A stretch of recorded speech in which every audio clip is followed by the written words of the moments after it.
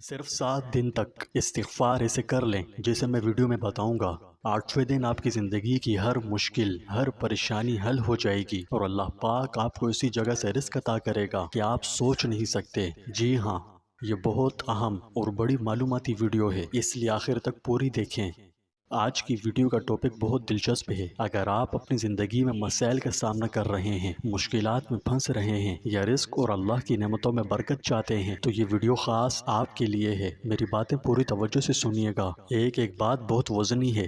اگلے 7 دنوں کے لیے میں اللہ سے استغفار کے خصوصی عمل کے ذریعے آپ کی مکمل رہنمائی کروں گا، اور اس ہفتے کے آخر تک انشاءاللہ آپ اپنی زندگی میں ایسی تبدیلیاں دیکھیں گے جن کا آپ تصور بھی نہیں کر سکتے تھے۔ اس عمل اور اس سے ہونے والے بے پناہ فوائد کو سمجھنے کے لیے اس ویڈیو کے آخر تک میرے ساتھ رہیں۔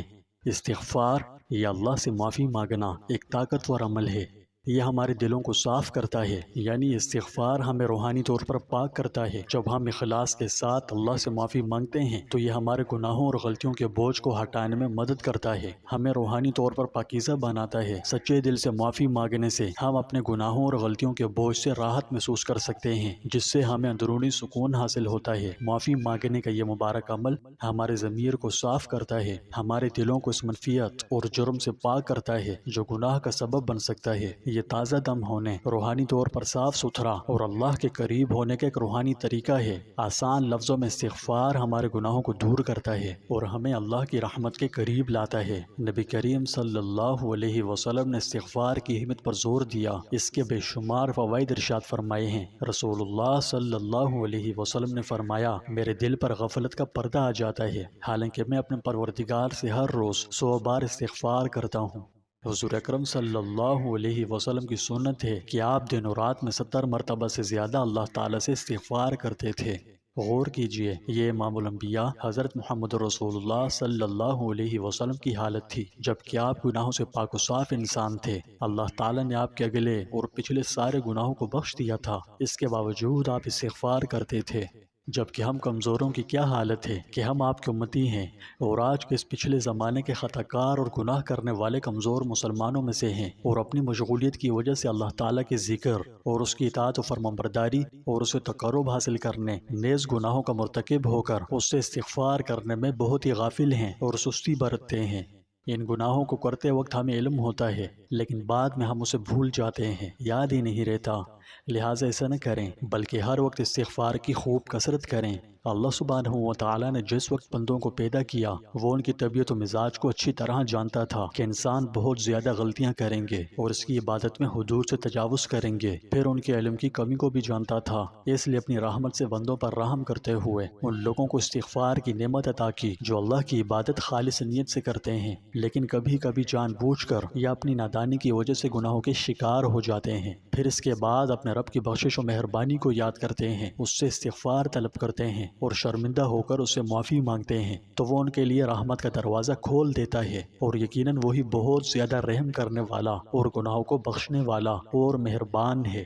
یہ بیش بہا جواہرات کا لازوال خزانہ ہے جو انسان کو دنیا و آخرت دونوں میں مالا مال کرتا ہے۔ یہ کامیابی کے دروازے پر لگے تالے کی چابی ہے۔ فرمایا کہ جو شخص چاہتا ہو کہ قیامت کے دن اس کا اعمال نامہ اس کو خوش کر دے تو اس کو کثرت سے توبہ و استغفار کرتے رہنا چاہیے۔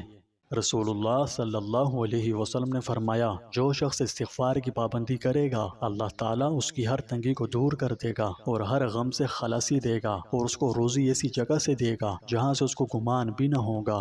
تو پیارے دوستوں، اگلے 7 دنوں کے لیے آپ کو کیا کرنے کی ضرورت ہے؟ آئیے بتاؤں۔ سب سے پہلے روزانہ کا معمول بنائیں۔ ہر روز کوئی ایک مخصوص وقت مقرر کریں جب آپ اطمینان سے بیٹھ کر توجہ مرکوز کر سکیں۔ یہ فجر کے بعد سونے سے پہلے یا آپ کے لیے جو مناسب وقت ہو مقرر کریں، ٹھیک ہے؟ اس کے بعد ایک نشست میں سچے دل سے 100 مرتبہ استغفر اللہ الذی لا الہ الا هو الحی القیوم واتوب الیہ پڑھیں۔ یہ اپنے گناہوں پر ندامت محسوس کرتے ہوئے پڑھیے۔ میرا مطلب صرف گنتی پوری نہ کریں، بلکہ اصل مقصد سچی توبہ ہونی چاہیے۔ یقین کیجئے، اگر ایک دفعہ بھی دل سے توبہ نکل گئی تو کافی ہو جائے گی۔ اس لیے گنتی کے بجائے دل کے خلوص پر توجہ مرکوز کریں۔ گنتی شمار کرنے کے لیے آپ تسبیح یا اپنی انگلیاں استعمال کر سکتے ہیں۔ اس بات کو یقینی بنائیں کہ جب آپ اللہ سے معافی مانگیں تو آپ کا دل مخلص ہے۔ آپ کو پتہ ہونا چاہیے کہ آپ کیا کر رہے ہیں۔ آپ جو کہہ رہے ہیں اس کا صحیح مطلب اپنے ذہن میں رکھیں، اپنے اعمال پر غور کریں، غلطیوں کے بارے میں سوچیں، پھر ان پر گہری ندامت محسوس کریں اور خلوص دل سے اللہ سے معافی مانگیں۔ بجائے استغفار کے الفاظ دہرانے کے معافی کی حقیقت ذہن میں رکھیں، کیونکہ یہ صرف الفاظ کہنے کے بارے میں نہیں ہے بلکہ انہیں دل کی گہرائیوں سے محسوس کرنا اور بہتر کے لیے تبدیل کرنے کے بارے میں ہے۔ عمل مستقل کریں، بغیر کسی ناغے کے 7 دن تک روزانہ کریں۔ یاد رہے، جب آپ صدقے دل سے استغفار کرتے ہیں تو اللہ تعالی ہمارے گناہوں کو معاف کرنے، ہماری مشکلات کو آسان کرنے اور ایسی جگہوں سے رزق دیتا ہے جن کا ہم تصور بھی نہیں کر سکتے۔ جیسے کہ سورہ نوح میں حضرت نوح علیہ السلام کی زبانی اللہ تعالیٰ کے ارشاد ہے، فَقُلْتُ اسْتَغْفِرُوا رَبَّكُمْ إِنَّهُ كَانَ غَفَّارًا يُرْسِلِ السَّمَاءَ عَلَيْكُمْ مِدْرَارًا وَيُمْدِدْكُمْ بِأَمْوَالٍ وَبَنِينَ وَيَجْعَلْ لَكُمْ جَنَّاتٍ وَيَجْعَلْ لَكُمْ أَنْهَارًا۔ مفہوم ہے، اپنے پروردگار سے گناہوں کی معافی طلب کرو، بے شک وہ بڑا بخشنے والا ہے۔ وہ تم پر آسمان سے خوب بارشیں برسائے گا اور تمہارے مالوں اور اولاد میں اضافہ کرے گا، تمہارے لیے باغ پیدا کرے گا اور نہریں جاری کرے گا۔ اس سے استغفار کے بے پناہ فوائد پتہ چلتے ہیں۔ پیارے دوستوں، میں آپ سے گزارش کرتا ہوں کہ اس سادہ مگر طاقتور عمل کو ضرور کریں۔ اگر وقت نہیں ہے تو نکالیں اور اگلے 7 دن تک استغفار ایسے کریں جیسا کہ میں نے آپ کی رہنمائی کی ہے۔ انشاءاللہ 8ویں دن بلکہ دنوں کو چھوڑیے، لمحوں میں اللہ سبحانہ و تعالیٰ آپ سے راضی ہو جائے گا۔ اور ہاں، استغفار پر کمنٹ باکس میں اپنے تجربات اور برکات کا اشتراک ضرور کریں، ٹھیک ہے؟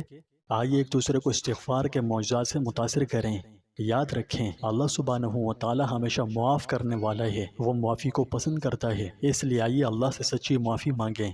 پیارے دوستوں، خلاصے میں آپ سے چند باتیں کرنی ہے۔ اس ویڈیو کے بنانے کے پیچھے میرا مقصد یہ تھا کہ آج ہم اپنے مہربان اللہ سے بہت دور ہو گئے ہیں، دن رات اس کی نافرمانی کرتے نہیں تھکتے، دل میں خیال بھی نہیں گزرتا کہ جس اللہ نے ہمیں پیدا کیا، جو ہمارا خالق اور مالک ہے، آخر اس نے ہمیں کیوں پیدا کیا، ہماری تخلیق کا مقصد کیا ہے۔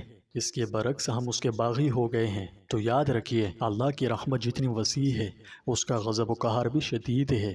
آج چونکہ ہم نے اس کی ناراضگی والے کاموں کے کرنے کی کوئی کمی نہیں چھوڑی، اس لیے اس نے ہم پر یہ حالات مسلط کر دیے ہیں۔